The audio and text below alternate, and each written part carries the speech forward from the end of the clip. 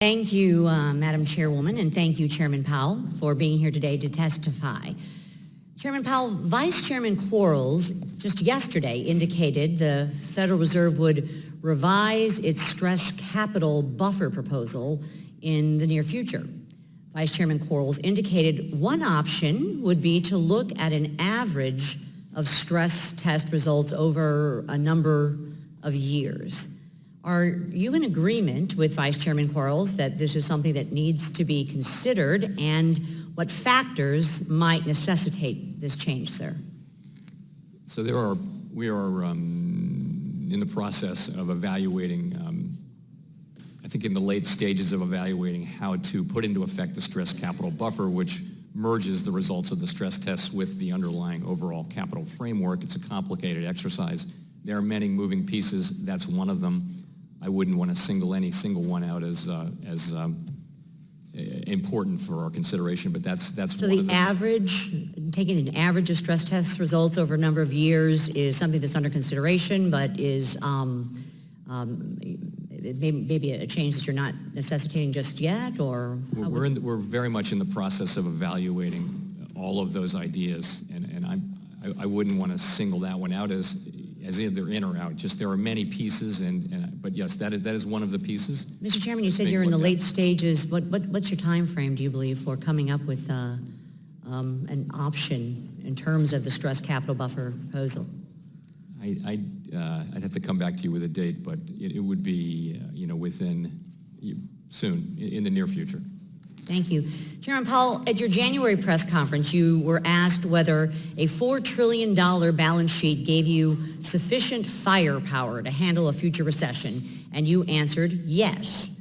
However, the Fed's balance sheet as a share of GDP is about where the Bank of Japan balance sheet was prior to the financial crisis. Today, the Bank of Japan has ended up with a balance sheet as large as the Japanese economy, with mixed results on inflation and limited room to handle another downturn. Has Japan's experience, sir, affected your thinking on the appropriate size of the Fed's balance sheet? I think there are a lot of lessons to be learned from the experience of Japan really over the last quarter century, and all of us have looked very careful at that. And to that point, if I may, why should we feel certain that the U.S. could avoid a similar fate? And perhaps you could elaborate. What Japan has found itself in a situation where inflation has gotten down close to zero for a very long time, and they've tried many, many things, including, as you mentioned, extensive asset purchases and all sorts of forward guidance to move inflation back up, and have not met with much success, although they continue to struggle to do that.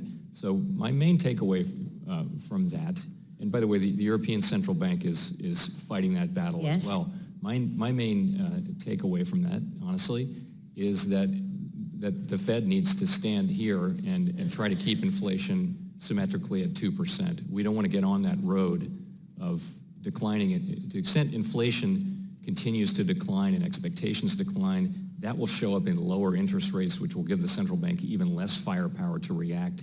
And we see that road is hard to get off of. So I think it's quite important that we fight at 2% to keep inflation up to 2% and use our tools to achieve that symmetrically, and we're strongly committed to doing that. The most recent monetary policy report stated, and I quote, "Consumer spending in the first quarter was lackluster but appears to have picked up." And you talked a little bit about this in your opening statement, Mr. Chairman. Can you please explain the possible variables behind lackluster consumer spending and why the recent turnaround? Well, I think the consumer part of the economy is 70% of the economy, and it's healthy, it's strong, it's good job creation, it's rising wages. Workers' surveys show that they think jobs are plentiful.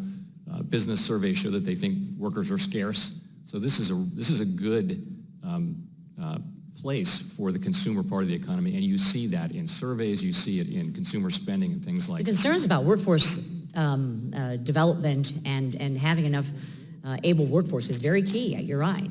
They are, but I think a tight labor force is lifting all sorts of communities into the labor force, and it's good. The issue really is more now on the business side, where we see business confidence in business investment weakening a bit.